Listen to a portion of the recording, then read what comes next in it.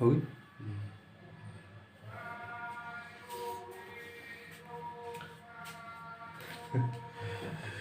और भाई कैसे हो आप सभी लोग। आप सभी का स्वागत करता हूँ अपने YouTube चैनल दैट इज समय यंत्र IAS। आज जो मैं आप सभी के बीच में क्लास 10th CBSE बोर्ड और जो अदर स्टेट बोर्ड के जो बच्चे हैं साइंस के लिए, उन सभी के लिए साइंस के लेक्चर्स की सीरीज लेकर के आया हूँ। क्लास 10th के बच्चों के लिए काफ़ी बेनिफिशियल हो सकती है। ठीक है, so today we are going to start with the very first chapter that is chemical equation and reactions. और जैसा कि आप सभी को पता है, आजकल कोरोना की वजह से साइंस में जो है ऑब्जेक्टिव क्वेश्चंस आते हैं, लेकिन अभी क्या है, इस बार बोर्ड में सब्जेक्टिव क्वेश्चंस भी आएंगे। तो आप सभी लोग, आई होप कि आपकी तैयारी सबकी बढ़िया चल रही होगी। लेकिन जो ये लेक्चर सीरीज में आप लोगों के साथ आज जो स्टार्ट करने जा रहा हूँ, इससे भी आपका काफ़ी ज़्यादा बेनिफिट होगा। आइए शुरू करते हैं। तो सबसे पहले हम पूरे सिलेबस को डिस्कस कर लेते हैं। तो साइंस जो है वो क्लास 10th में, मतलब साइंस को हम 3 कैटेगरी में पढ़ते हैं, जैसा कि आप सभी जानते हैं, फिजिक्स, केमिस्ट्री और math.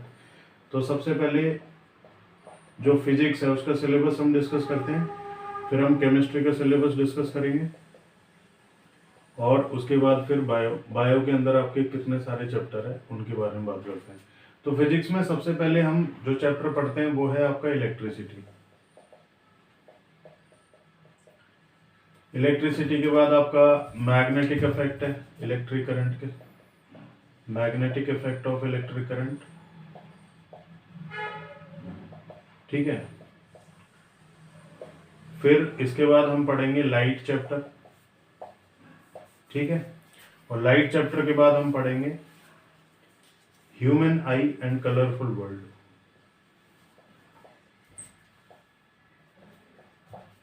Human I and colourful world. ठीक है,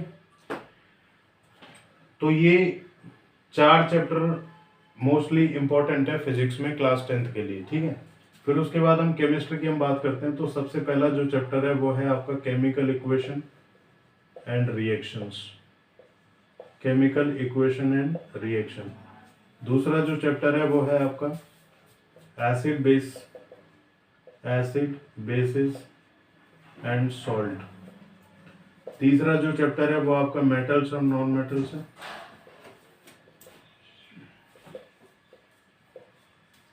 चौथा जो चैप्टर है वो है आपका carbon and its compound.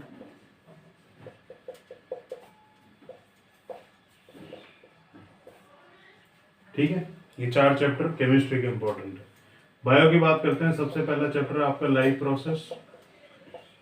Processes. ठीक है, दूसरा जो चैप्टर है वो आपका कौन सा है? दूसरा चैप्टर आपका है रेस्पिरेशन। तीसरा जो चैप्टर है वो आपका है सेक्सुअल रिप्रोडक्शन, या फिर आप रिप्रोडक्शन। और चौथा चैप्टर आपका हेरिडिटी एंड इवोल्यूशन।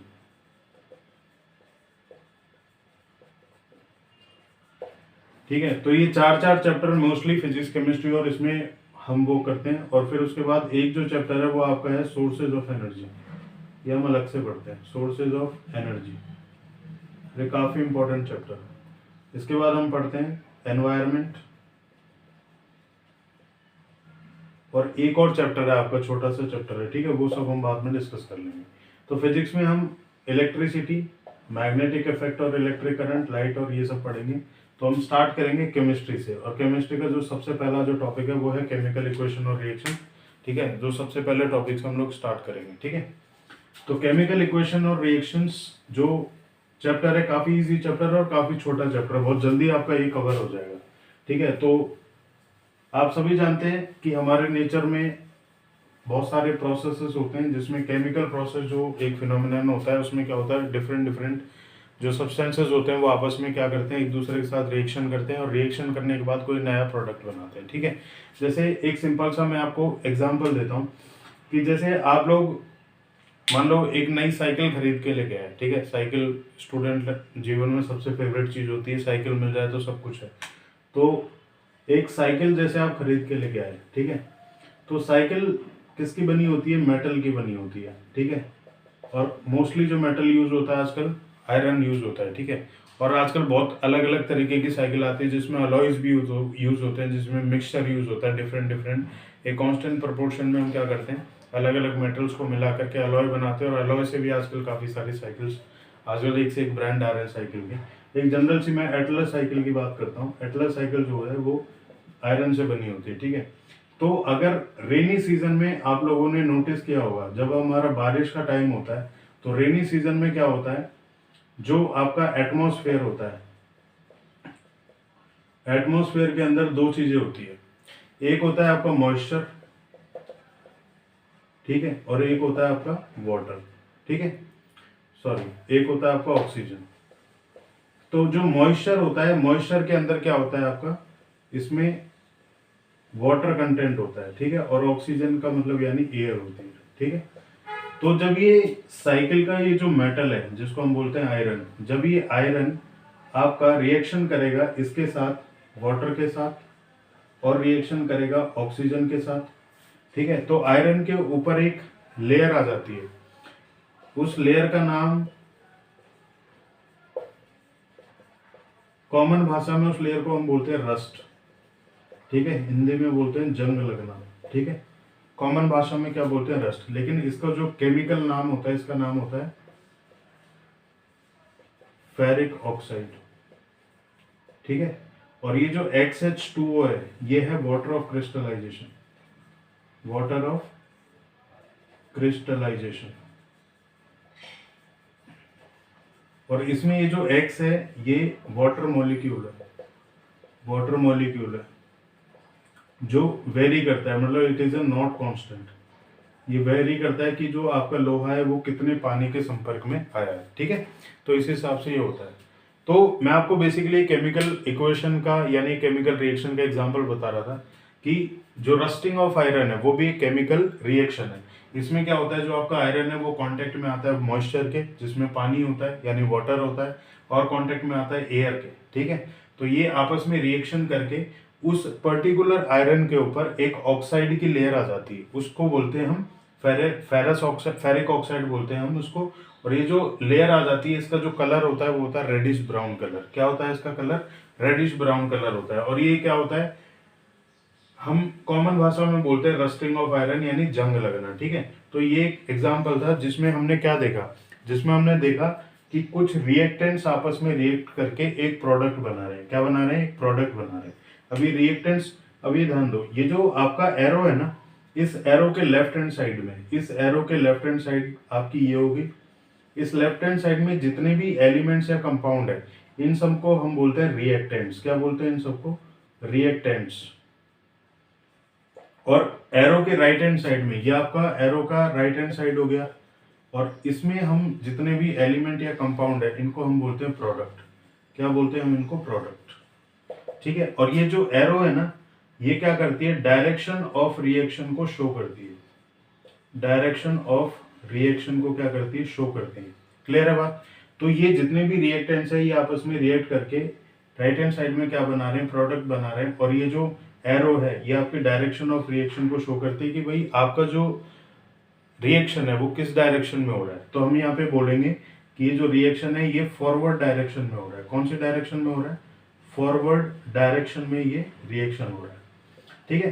कई जब आप 11th क्लास में जाओगे तो एक चैप्टर है केमिकल इक्विलिब्रियम, ठीक है, उसमें आप देखोगे कि आपका कई सारे ऐसे रिएक्शंस होते हैं जो दोनों डायरेक्शन में होते हैं, फॉरवर्ड में भी होते हैं, बैकवर्ड में भी होता है। इसका मतलब क्या होता है आपका, जैसे फॉरवर्ड डायरेक्शन का मतलब क्या होता है कि अगर ये रिएक्टेंट्स आपस में रिएक्ट करके ये प्रोडक्ट बना रहे हैं, ठीक है, ये रिएक्टेंट्स आपस में रिएक्ट करके ये प्रोडक्ट बना रहे हैं, ठीक है, तो इसका मतलब ये हुआ कि ये प्रोडक्ट से दोबारा से हम ये रिएक्टेंट हमें नहीं मिल सकते, ठीक है।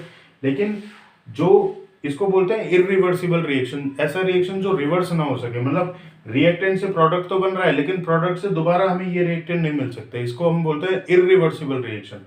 और रिवर्सिबल रिएक्शन में क्या होता है, ये रिएक्टेंट से हमें ये प्रोडक्ट मिल रहा है और इसी प्रोडक्ट से हमें दोबारा भी ये रिएक्टेंट दोबारा भी हमें मिल सकते हैं बाय सम स्पेशल प्रोसेसेस, ठीक है। तो हम उसको बोलते हैं रिवर्सिबल रिएक्शन, ठीक है। तो रिवर्सिबल रिएक्शन जो होता है उसको हम कैसे शो करते हैं, एक एरो उसमें ऐसे लगती है और एक एरो उसमें ऐसे लगती है, ठीक है। ये क्लास 10th में आपके है नहीं, 11th में आप लोग इसके बारे में पढ़ोगे। तो ये होता है आपका रिवर्सिबल रिएक्शन, और जो इरिवर्सिबल रिएक्शन होता है उसमें हम ऐसे पढ़ते हैं, एक सिंगल एरो। इसका मतलब ये हो रहा है कि ये जो एरो है ये आपका फॉरवर्ड डायरेक्शन में टेक प्लेस हो रहा है, और अगर आपका इस तरीके से रहेगा तो उसका मतलब क्या है, ये एरो आपका फॉरवर्ड डायरेक्शन और बैकवर्ड डायरेक्शन दोनों में आपका हो रहा है। ठीक है, तो आई होप आपको ये समझ में आया होगा। बहुत सिंपल सी चीज है कि ये एक केमिकल रिएक्शन है। केमिकल रिएक्शन को हमने शो कैसे किया है, केमिकल इक्वेशन से शो किया है। तो केमिकल इक्वेशन के कितने पार्ट होते हैं, एक तो रिएक्टेंट पार्ट हो गया, एक एरो पार्ट हो गया, और एक आपका प्रोडक्ट हो गया।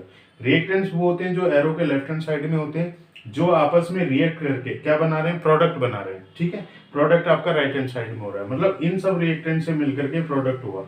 और ये पूरा जो केमिकल रिएक्शन है ये हमने सिंबल्स को यूज करके, मतलब केमिकल फॉर्मूलाज को यूज करके हमने डिपेक्ट किया है, मतलब शो किया है। तो आप इसको हम बोलते हैं केमिकल इक्वेशन। क्या बोलते हैं इसको हम, केमिकल इक्वेशन। तो हम यहाँ पे क्या बोलेंगे, यहाँ पे ये केमिकल इक्वेशन क्या शो कर रहा है, ये केमिकल प्रोसेस या केमिकल रिएक्शन को शो कर रहा है। और केमिकल रिएक्शन में क्या हो रहा है, रस्टिंग ऑफ आयरन। क्या हो रहा है, रस्टिंग ऑफ आयरन, यानी लोहे के अंदर क्या लग रही है, जंग लग रही है।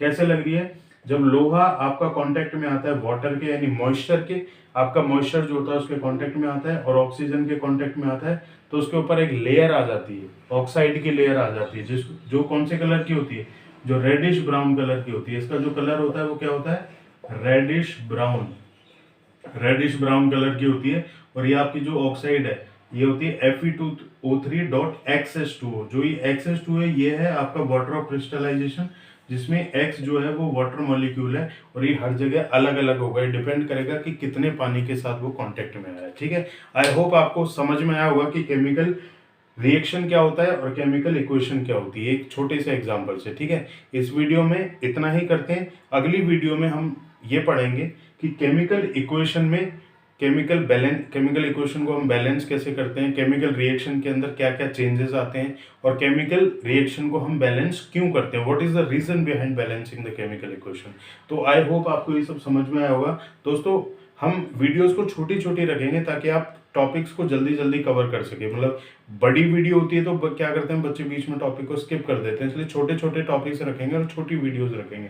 तो आई होप इसमें आपको समझ में आया होगा। इसमें बेसिक जो मुझे बताना था आपको वो यही था कि केमिकल रिएक्शन क्या होता है और केमिकल इक्वेशन क्या होती है। केमिकल इक्वेशन से हम केमिकल रिएक्शन को किस तरीके से रिप्रेजेंट करते हैं। ओके गाइज, सो आप इसको समझिए अच्छे से, और ये काफ़ी बिल्कुल शुरुआत है अपने चैनल की। सो आप लोग सपोर्ट करें, लाइक करें और उसको सब्सक्राइब करें चैनल को। थैंक यू सो मच, मिलते हैं नेक्स्ट वीडियो में।